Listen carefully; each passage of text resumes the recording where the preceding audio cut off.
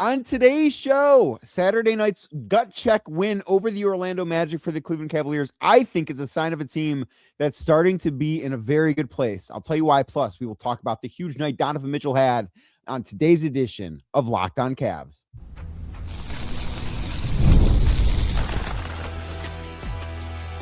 You are Locked On Cavs, your daily Cleveland Cavaliers podcast. Part of the Locked On Podcast Network, your team every day. Hi again, everybody. My name is Danny Cunningham, and I cover the Cleveland Cavaliers over at my Substack, The Inside Shot, and you're listening to another edition of Locked On Cavs, a proud part of the Locked On Podcast Network, now the #1 sports podcast network in all of America. You can find this show and any other Locked On podcast anywhere you get them. That means Apple, that means Spotify, that means YouTube as well. If you're watching this video right now, please do us a favor, hit that thumbs up button and the notification bell as we get started here, and make sure that you click subscribe wherever you might be listening to this show. And today's edition of Locked On Cavs is brought to you by Game Time. Download the Game Time app, create an account, and use the code LOCKEDONNBA for $20 off your first purchase. On today's show, we will talk about how the Cavs really did a good job of grinding out this win over the Orlando Magic. We'll talk about the big night that Donovan Mitchell had, particularly in the second half, some really important contributions off the bench, and we're going to take a look at the standings because I think it's important to start to look at where the Cavs are at as we get to this point in the season. But the Cavs ultimately get a 119-105 win over the Orlando Magic on Saturday night. And was this among the most impressive, just true basketball performances the Cavs have had this year? No, I don't think so. But I think it is one of their more impressive wins. And I think it's one of their more impressive wins for a couple of different reasons. One, this was the second game of a back-to-back. As you know, the Cavs also played on Friday night at home. They beat the Sacramento Kings in a game that I think left a lot to be desired from everybody other than Evan Mobley, who was awesome in that game. Not as good on Saturday night against Orlando. But this is a tough spot for the Cavs. No back-to-backs in the NBA are easy, and they're especially not easy when you fly from Cleveland to Orlando to take on a Magic team that has really played just once in the past week. Now, they were in Europe prior to that. Maybe that has something to do with it, but the Magic played on Thursday at home against the Charlotte Hornets, and then they had Friday off and were waiting for the Cavs to come in. So this is a Magic team that was much more rested than the Cavs and certainly healthier than the Cavs too. They didn't have Franz Wagner in this game, but they had everybody else that's a regular part of the rotation because Jalen Suggs was back in the lineup for the first time since earlier on in this month. I think January 2nd was the last time he had played prior to Saturday night against the Cavs. So for the Cavs to go down to Orlando, I really think with this being the third game that they've played in 4 nights, the second night of a back-to-back against a team that has a significant rest advantage over them, this would have been one that I could, when the schedule came out in August, you could look at this game and say, you know what, the Cavs are just probably not going to win that game.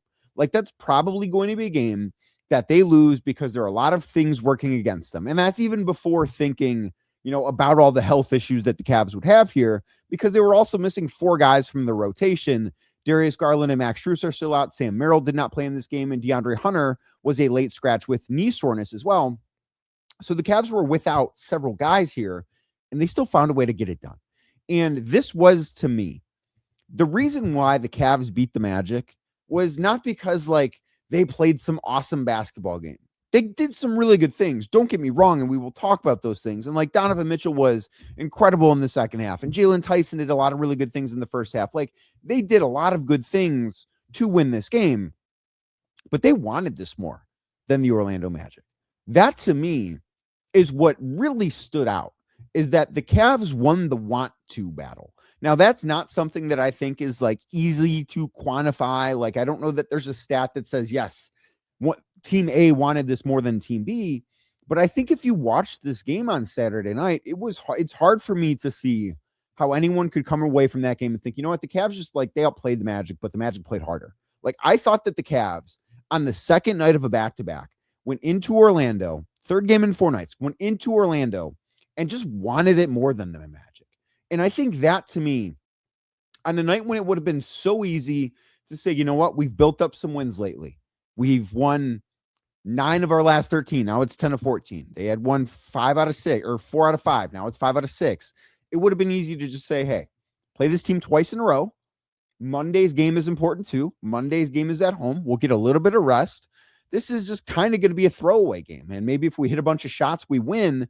But that's not the approach that the Cavs took.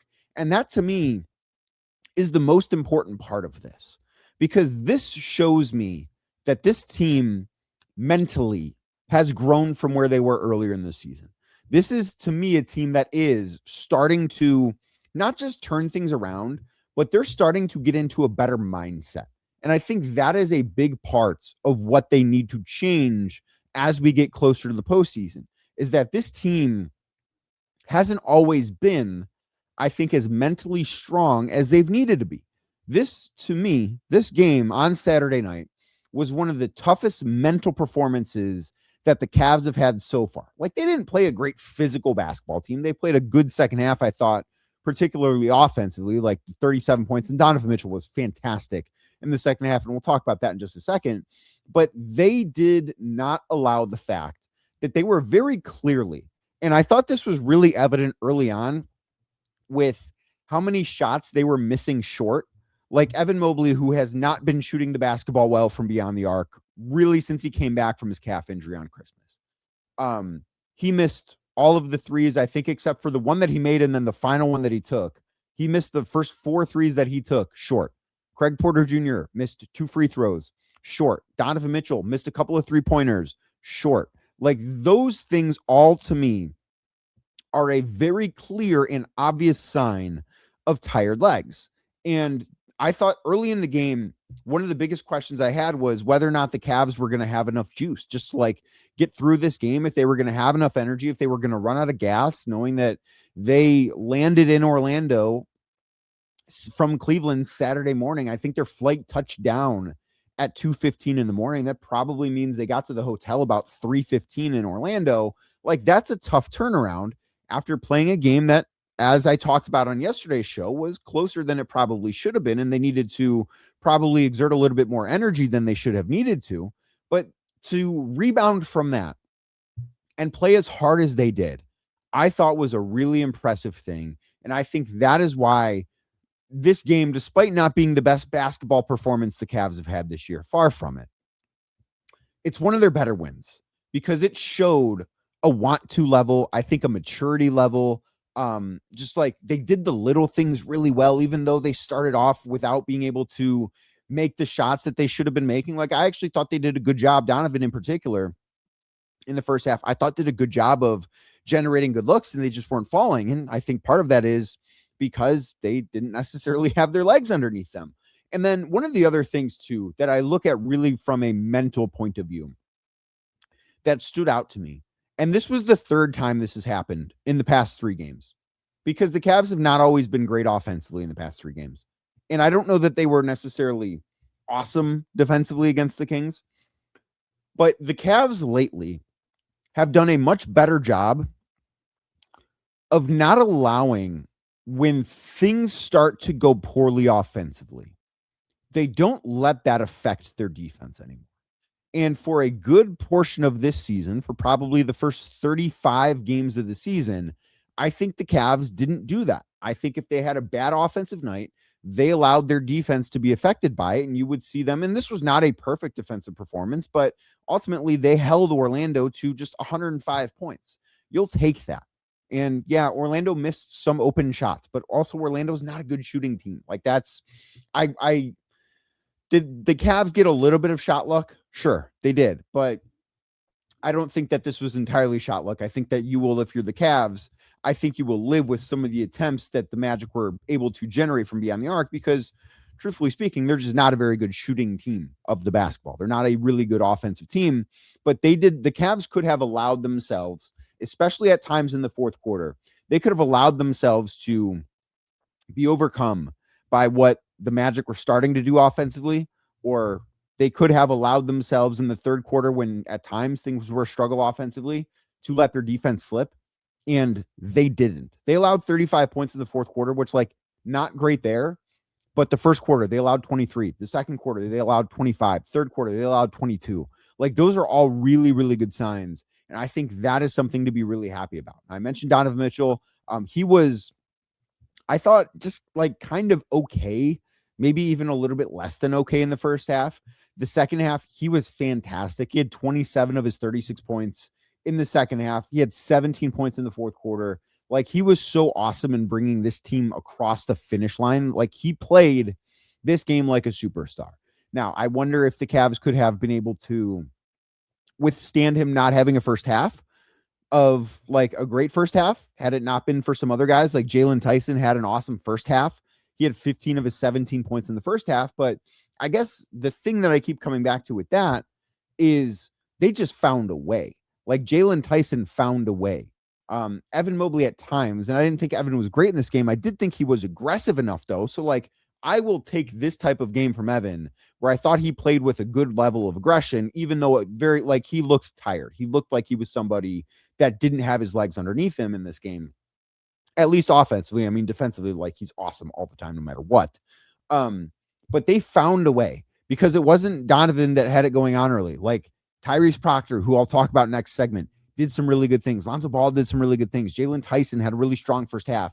Like the other guys, I guess for lack of a better way of saying this, the other guys in the first half did a great job of putting the Cavs in a good position to where Donovan didn't need to do everything, but Donovan could grab control of the steering wheel in the second half and say, okay, you guys got us on the road. I'm going to drive us home.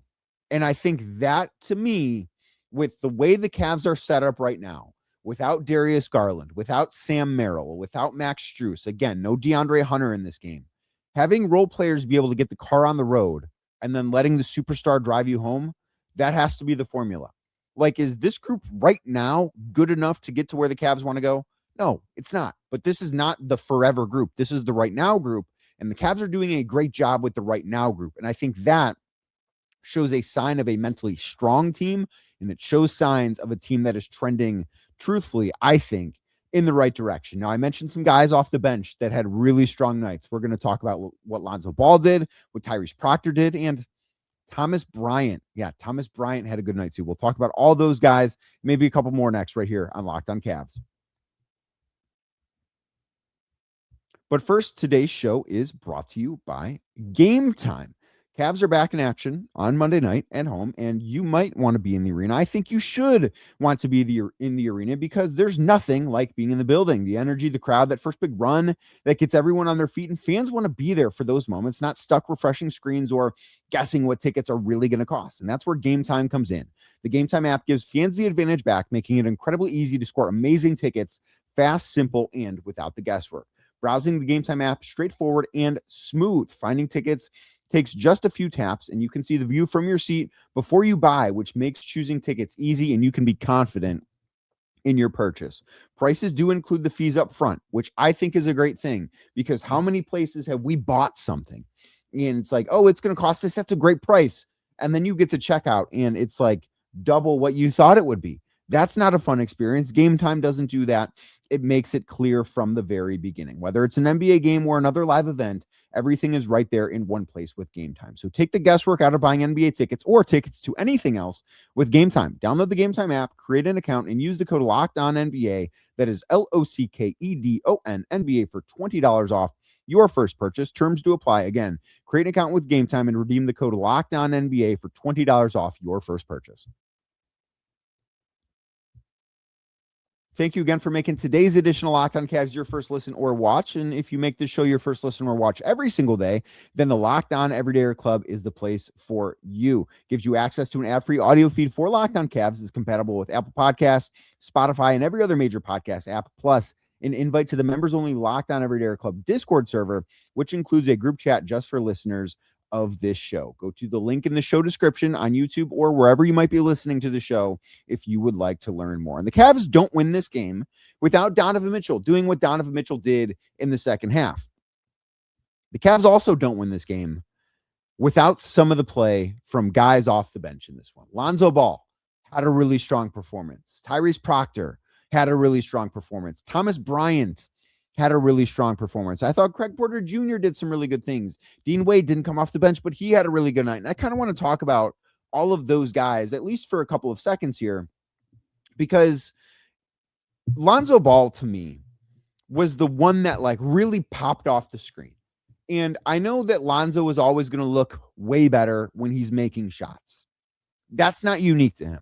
That is every player in basketball. Like, there's not a player in the NBA that you don't say, yeah, that guy's better when he's like actually scoring the basketball. And Lonzo has obviously been quite a disappointment this year from beyond the arc. His shooting numbers have been abysmal, but this might have been the best game that he played. So Lonzo finished the night with 6 points, nothing to write home about. He was 2 of 4 from three. One of them was a 9-1-1 3 at the end of the shot clock. So like, he was 2 of 4. Really, he was 2 of 3. Like, that was not a shot that he would be taking normally. So I can't fault him for that. The one miss that he had rimmed out, it was a corner 3. It looked good. The 2 makes that he had were both on the wing. They were both in big moments too. Like, and then even he had another one that he made that came just after the shot clock expired. So I thought that this was the best. Like, his shot looked good. It looked like it had arc on it, because so often I think his shot's been too flat this year. And that's, I think, part of the reason why his shooting percentage is as low as it is, because there's just not a high margin for error when your shot is as flat as it is. Like, you don't have, it's almost like the rim gets smaller when the shot is as flat as Lonzo's is. But it wasn't just the shooting. Like, Lonzo could have gone 0 of 3 from the floor, and I still think he would have had a good game, because he did a lot of the little things. He had 8 rebounds in this game. I thought he was really, really strong defensively. He had 3 steals in this game, only had a couple of assists, but like, he did, to me, the things that coming into this season, I expected Lonzo Ball to do. And if I know, like, you know, if like you could say anything about it, if Lonzo could just shoot like this, and I know 50% from 3 is high, which is what he was on Saturday night.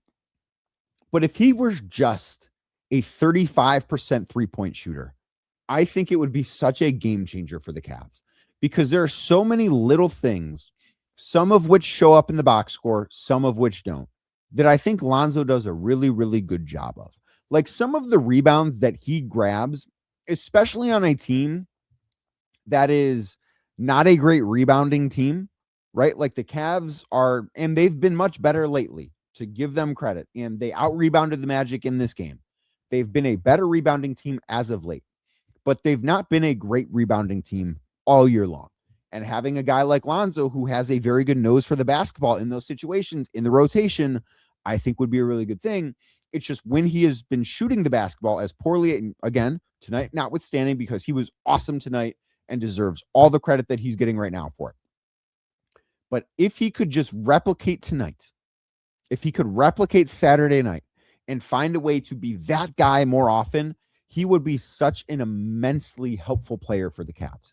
And that's why I think that his skill set is one that is so tantalizing for Cleveland, because he does so many of the little things that they need.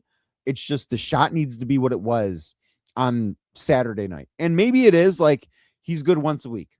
I don't know. I don't know how that plays in the playoffs, if, you know, he's part of the rotation in the playoffs, but I do know he was a big boost to the Cavs in the game on Saturday against Orlando. Tyrese Proctor was the next guy I want to talk about, because, like, and I specifically named Ball and Proctor and Bryant because those 3 guys are not right now in the every night rotation.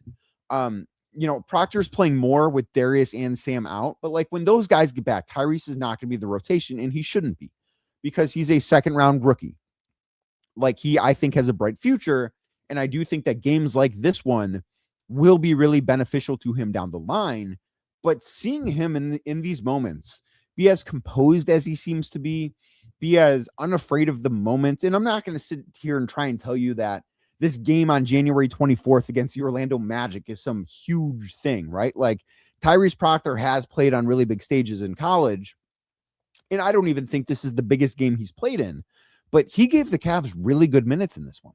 I thought he was solid on both ends of the floor, made all 4 shots that he took, including a couple of big threes. He had a really nice, like, wrong foot floater fading away from the basket almost. Like, it was a really awkward, weird shot that he made. Just like, he did a lot of the role player things that make you believe this guy is going to be a good basketball player. Like, it's not going to be this year.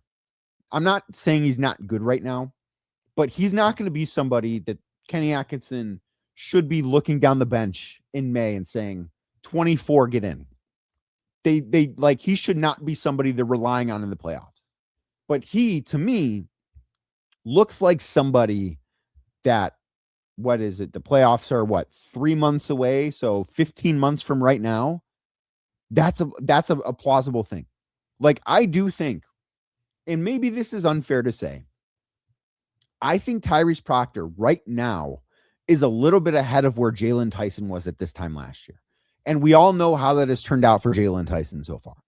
And that's not to say he's going to be ahead of where Jalen Tyson is right now, 12 months from now. We have no idea. But I do think nights like this one should lead to thinking that Tyrese has a pretty bright future ahead of himself. Like, this was a really impressive performance from him. I thought he gave the Cavs a lot of good minutes. Thomas Bryant's another guy who had not played a meaningful minute for the Cavs since January 4th. The last time Bryant was in the rotation was the game against the Denver Nuggets. All of the minutes that he has played since then had just been mop-up duty. So he played, I believe it was 12 minutes in this game. 10 minutes in this game. He hit one shot, which was a corner three. It was actually not a great pass. I believe it was from Donovan Mitchell to him in the corner. Thomas did a good job of catching the pass because he had to move his feet to do so and then knock down the three. I think it was right at the end of the first half because Jarrett Allen was in foul trouble. It's like he only had 4 points. He only had 3 rebounds. Like, his box score numbers they're not going to blow you away. But he was a plus 13 in this game. And for the, I guess, like, fourth big, and Larry Nance Jr. didn't play in this game. I am presuming that's because they don't want to play him in back-to-backs, but they also didn't have enough guys to just say Larry Nance is out for rest. And like, maybe he was a break glass in case of emergency guy, but I don't think like he did anything to warrant not playing. I think this was, hey, we're not going to play you back-to-backs. And I don't want to say that's why Lonzo didn't play against the Kings because he's not been in the rotation. But I do think if Lonzo would have played last night, he would not have played in this game on Saturday. And I just think it's a similar thing with Larry Nance Jr. So to get that type of play from Thomas Bryant, and again, it wasn't perfect, but hit a three, grabbed a few rebounds, drew an offensive foul on Paolo Banchero. Like, those are the little things that lead me to think, okay, this is a useful guy off the bench. And do the Cavs win this game without Thomas Bryant? Maybe. I don't know. Truthfully, I don't think they win it without Lonzo. I don't think they win it without Tyrese. I'm not sure I'm all the way there with Thomas, but it was just really impressive for me to see a guy who has not played any meaningful minutes in 3 weeks come off the bench, play 10 minutes, be a plus 13, feel like he was an impact player. Dean Wade also deserves a lot of credit. Like, I know he's in the starting lineup. He was awesome in this game on Saturday. He had 10 points, hit all 4 shots that he took, had a pick 6 where he had 3 steals. One of them took all the way for the dunk, hit a couple of threes, played awesome defense. I thought he was really good against the Kings. I know his stat line against Sacramento wasn't awesome. Like, he had 6 points and 5 rebounds in 28 minutes. Like, that's not going to blow you away. But I think that he's starting to string together some really good performances as well. So I thought a lot of the role player stuff, really the one role player, like Naquan Tomlin hit a couple of threes. I think lately he's kind of been getting lost defensively at times, but he was the only, and I don't want to sit here and say that he played bad. Like, he did have 5 fouls. He was the only Cav that was a minus in the plus minus for the entire game. He was a -8 in 25 minutes. But overall, like, this was, to me, yeah, Donovan was fantastic. And they won this game because Donovan is a superstar and I think a top 5 player in the world. But they also won this game because their role players were awesome. And that's why I think this is a win that if you're a Cavs fan, you can and should really, really be proud of. Now, I want to do something we haven't done in a while. I want to look at the standings because it wasn't just the Cavs winning on Saturday that was good for Cleveland. There's some other stuff that's happening in some other places that I just think is worth mentioning. So I'm going to mention it next right here on Locked on Cavs. But first, today's show is brought to you by FanDuel. Fridays already feel different during basketball season, and FanDuel is making them even better because every Friday night before the games tip off, FanDuel gives fans a new way to kick off the weekend with NBA Happy Hour. NBA Happy Hour is your official pregame. It's a limited time window where special offers drop right inside the FanDuel app before the action starts. Fridays from 6 to 7:30 Eastern Time have become appointment viewing with NBA Happy Hour. Opening the FanDuel app during happy hour always brings something new. You've got your boosts, you've got your bonuses, you've got other fun surprises, and it's really easy to check the weekly special right before tip-off and make a move before the window closes. Timing couldn't be better. It's right before the games, right before the weekend begins, adds just a little bit of extra energy to Friday night basketball without overthinking it. So before tip-off, check the FanDuel app and see what's dropping during NBA Happy Hour every Friday from 6 to 7:30 p.m. Eastern Time. It's a little basketball, a little action, and a whole lot of Friday energy. That's NBA Happy Hour, only on FanDuel, the official sportsbook partner of the NBA. Thank you again for making today's edition of Locked On Cavs your first listen, and thank you to those of you that make Locked On Cavs your first listen every single day. If you're watching right now, please do us a favor, hit that thumbs up button on YouTube, and make sure you're subscribed wherever you are consuming the show. And the Cavs, with this win, have now won 10 of their last 14 games. They have won 5 of their past 6 games. They have won, I believe it is 4 road games in a row, and they have moved to 27-20 on the season. Now, I believe that is the most games in the NBA, or at least tied with the Toronto Raptors for the most games so far in the NBA. So they will, at a certain point, be able to get a little bit of rest coming up. But also, I think it's worth looking at the Eastern Conference standings, because I believe I mentioned this earlier this week on the show. Right now, there's not a team that I look at in the Eastern Conference and say the Cavs are for sure going to beat that team if they play in the playoffs. There's also not a team that I look at in the Eastern Conference and say the Cavs can't beat that team in the Eastern or in the playoffs. Like, both things are true. So the Detroit Pistons, who were not in action on Saturday, they did lose on Friday. They are 7 games better than the Cavs right now. They are 32-11. I would seriously doubt the Cavs going on a run and catching the Pistons in the standings. Now, it's not impossible, and the Cavs still do have 2 games left against the Pistons this year, one in Detroit, one in Cleveland. That makes it a little bit more possible, but I don't necessarily foresee the Cavs climbing all the way back from down 7 games with, less than half the season remaining. I don't see that happening, and that's fine. The Cavs don't need to be the 1 seed. But after that, I don't think anything can be ruled out, because the Boston Celtics lost on Saturday night to the Chicago Bulls. Kevin Huerter hit a 3-pointer from the left corner with 0.2 of a second remaining in regulation to give the Bulls a 3-point win. I believe it was a 114-111 win on Derrick Rose's jersey retirement night. Cavaliers legend Derrick Rose, that is. So the Boston Celtics, they have played fewer games than the Cavs. They fall to 28-17 on the season. They are 5 games back of the Pistons. Well, let's do a little bit of simple math here, folks. If the Boston Celtics are 5 games back of the Pistons and the Cavaliers are 7 games back of the Pistons, that means the Celtics, who are the number 2 seed in the Eastern Conference right now, are only 2 games ahead of the Cavs. Is a 2-game lead insurmountable? No. I think, and yes, there are a couple of teams between the Cavs and the Celtics, like the New York Knicks, who occupied the number 3 spot in the Eastern Conference right now. They're 1 game better than the Cavs. The Toronto Raptors, who are in 4th, are 1 game better than the Cavs. I don't think the Cavs are going to climb all the way up to 1st, but I really think it's worth looking at the standings right now, because, the Cavs have spent so much time in the play-in this year because they have underachieved. But right now, they're closer to being the 2 seed than they are being in 7th. Now, it's not it's a half game difference between the two. They're 2 games back of the Celtics and they're 2.5 games ahead of the Magic. But this is, to me, I think something that, let's go back to training camp. And I'm going to step in a time machine and I'm going to do a show on October 1st from Sarasota, Florida, at IMG Academy, where the Cavs are in training camp. And what I'm going to tell you guys is that the Cavs in their first 47 games are going to have more games, or almost as many games lost due to injury this year as they did all of last season. Because after the game against the Magic, the Cavs have lost 168 games to injury this year. Last year, they lost 168 total. They're at 166 right now. Darius Garland is not going to play on Monday. Max Strus is not going to play on Monday. They will, at the very least, I don't know if Sam Merrill is going to play. I don't know if DeAndre Hunter is going to play. At the very least, on Monday, they're going to tie that number. If I would have told you everything that would go wrong, all of the players that would miss significant time this year, Darius Garland, Jared Allen, Evan Mobley, Sam Merrill, Max Strus having not played for, at this point, 47 games.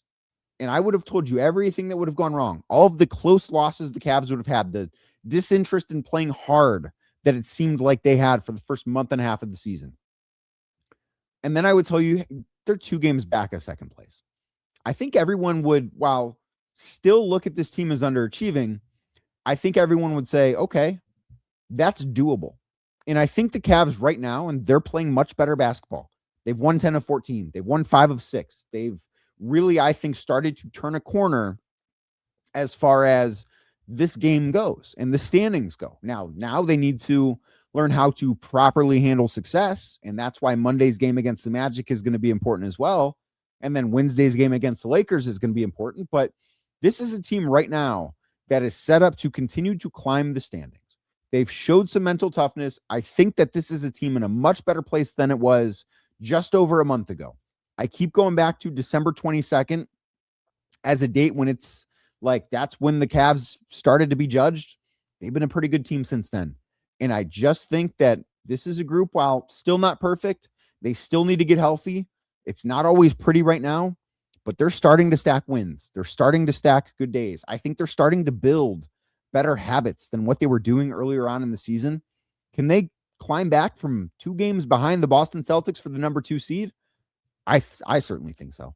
Not saying they're going to do it, but nobody should be surprised if they do. So that's going to do it for today's edition of Locked On Cavs. Like I said earlier, the Cavs are back in action on Monday night, taking on the Orlando Magic. I will have an episode of Locked On Cavs for you Sunday night on YouTube, Monday night wherever, or Monday morning wherever you get your podcast. And then, of course, I will have you covered after the Cavs play the Magic again at home on Monday night right here at Locked On Cavs. So if you're watching the show on YouTube, please do me a favor, hit the thumbs up button and the notification bell as we get out of here, and make sure you are subscribed wherever you're consuming Locked On Cavs. It's Apple, that's Spotify, that is anywhere else. And I will be back tomorrow talking more about the Cleveland Cavaliers.